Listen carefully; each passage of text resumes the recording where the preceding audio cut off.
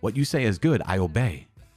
Why then have you not kept your oath to the Lord and the commandment which I charged you?" The king also said to Shimei, "You know in your own heart all the evil that you did to David my father. So the Lord will bring back your evil upon your own head. But King Solomon shall be blessed, and the throne of David shall be established before the Lord forever." Then the king commanded Benaiah the son of Jehoiada, and he went out and struck him down, and he died. So the kingdom was established in the hand of Solomon.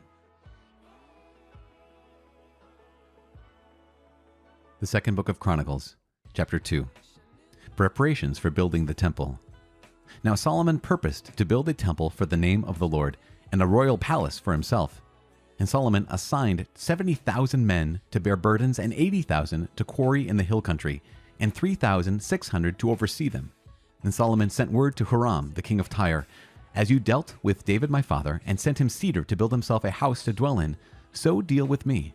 Behold, I am about to build a house for the name of the Lord my God, and dedicate it to him for the burning of incense of sweet spices before him, and for the continual offering of the showbread, and for burnt offerings morning and evening, on the Sabbaths and the new moons, and the appointed feasts of the Lord our God, as ordained forever for Israel. The house which I am to build will be great, for our God is greater than all gods. But who is able to build him a house, since heaven, even highest heaven, cannot contain him? Who am I to build a house for him, except as a place to burn incense before him?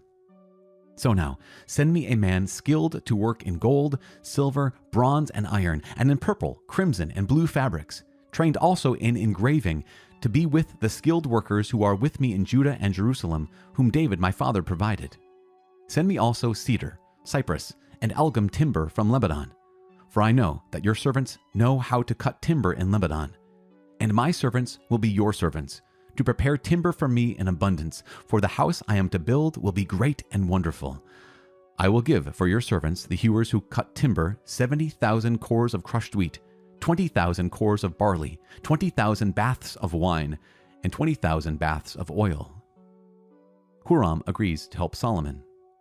Then Huram, the king of Tyre, answered in a letter which he sent to Solomon, "Because the Lord loves his people, he has made you king over them." Huram also said, "Blessed be the Lord God of Israel, who made heaven and earth, who has given King David a wise son, endued with discretion and understanding, who will build a temple for the Lord and a royal palace for himself. Now I have sent a skilled man, endued with understanding, Huramabi, the son of a woman of the daughters of Dan, and his father was a man of Tyre. He is trained to work in gold, silver, bronze, iron, stone, and wood, and in purple, blue, and crimson fabrics, and fine linen, and to do all sorts of engraving and execute any design that may be assigned him, with your craftsmen, the craftsmen of my lord David, your father. Now therefore, the wheat and barley, oil and wine, of which my lord has spoken, let him send to his servants, and we will cut whatever timber you need from Lebanon, and bring it to you in rafts by sea to Joppa, so that you may take it up to Jerusalem."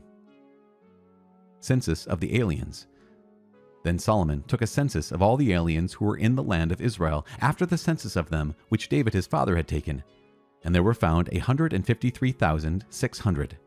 70,000 of them he assigned to bear burdens, 80,000 to quarry in the hill country, and 3,600 as overseers to make the people work. Chapter 3. Solomon builds the temple. Then Solomon began to build the house of the Lord in Jerusalem on Mount Moriah, where the Lord had appeared to David his father, at the place that David had appointed, on the threshing floor of Ornan the Jebusite. He began to build in the 2nd month of the 4th year of his reign. These are Solomon's measurements for building the house of God. The length, in cubits of the old standard, was 60 cubits, and the breadth 20 cubits. The vestibule in front of the nave of the house was 20 cubits long, equal to the width of the house, and its height was 120 cubits. He overlaid it on the inside with pure gold. The nave he lined with cypress and covered it with fine gold, and made palms and chains on it. He adorned the house with settings of precious stones. The gold was gold of Parvaim. So he lined the house with gold, its beams, its thresholds, its walls, and its doors, and he carved cherubim on the walls. And he made the most holy place. Its length, corresponding to the breadth of the house, was 20 cubits, and its breadth was 20 cubits. He overlaid it with 600 talents of fine gold. The weight of the nails was 1 shekel to 50 shekels of gold. And he overlaid the upper chambers with gold. In the most holy place, he made 2 cherubim of wood and overlaid them with gold. The wings of the cherubim together extended 20 cubits. One wing of the one of 5 cubits touched the wall of the house, and its other wing of 5 cubits touched the wing of the other cherub. And of this cherub, one wing of 5 cubits touched the wall of the house, and the other wing, also of 5 cubits, was joined to the wing of the first cherub. The wings of these cherubim extended 20 cubits. The cherubim stood on their feet, facing the nave. And he made the veil of blue and purple and crimson fabrics and fine linen, and worked cherubim on it. In front of the house, he made 2 pillars 35 cubits high, with a capital of 5 cubits on top of each. He made chains like a necklace and put them on the tops of the pillars, and he made 100 pomegranates and put them on the chains. He set up pillars in front of the temple, one on the south, the other on the north. That on the south he called Jachin, and that on the north, Boaz. Psalm 62, Song of Trust in God Alone, to the choirmaster according to Jeduthun, a psalm of David. For God alone my soul waits in silence. From him comes my salvation. He only is my rock and my salvation, my fortress. I shall not be greatly moved.